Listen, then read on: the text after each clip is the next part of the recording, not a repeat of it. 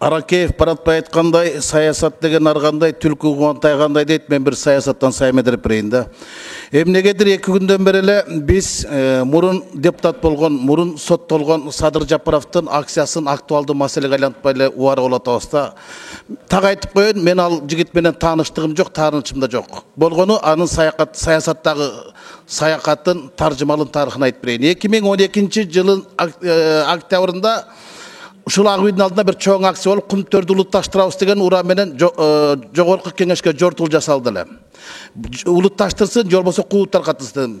Жортул оңунан чыккан эмес, жонунан чыккан, ал ортодо камалып тынган. Машинесин аңтарганда бир автомат, 2 пистолет чыккан. Андан 6 ай өтпөй Кумтөрдү баса алабыз деген уран менен Барскондо жол жабылып, подстанцияны өчүрүп, эки ортодо бюджетибиз 271 миллион сом зыян тарткан. Милиция менен эл кагышкан, президенттин жарлыгы чыккан, өзгөчө кырдаалды киргизген. 1-июндан 10-чы унутуп калдыкпы? Ошолдон 8 адам камалып кеткен. Канча деген милиция жаракат алган? Кашкар Жунушалиев баш болуп.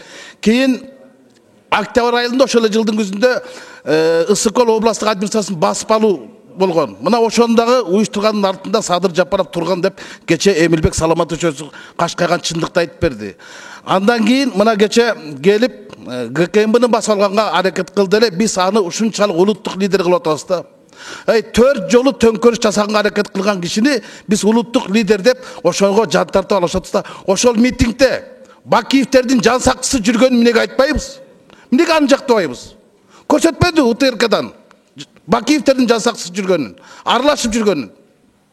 Биз бүгүн аны ошол милицияларды бир беткей жамандап, бизди коргойт деген милицияны биз кордоп атабыз да. Алар 4 жолу төңкөрүшкө тоскоолдук жаратпадыбы? Бийликти басып алабыз дегенде туруп беришпедиби? Мына Орусия менен Белоруссияда деле 100 000 деген адамдарга чыккан митингдер болду. Кемпир чалдан баштап сабап салып камашты. Биздин милициялар гумандуулук, мыйзамдык сакташты го. Ошолорду дагы бүгүн бияка чакырыш керек, угуш керек, алар деген күч колдон деп. Күч колдонуп келгенин билебиз да, кандай күч колгонун. Аны тарых таржымалдырып билебиз да. Мамлекетти басып алам деп жаткан адамдарга тоскоолдук кылган биз бүгүн милицияны бир бетке жамандап атабыз да, омбудсменди чакырып атышат. Омбудсмен кече айтты. Жолуктум деди, бирлик бала алдагы кармаган убакта таяк жепти, камерадан эмес.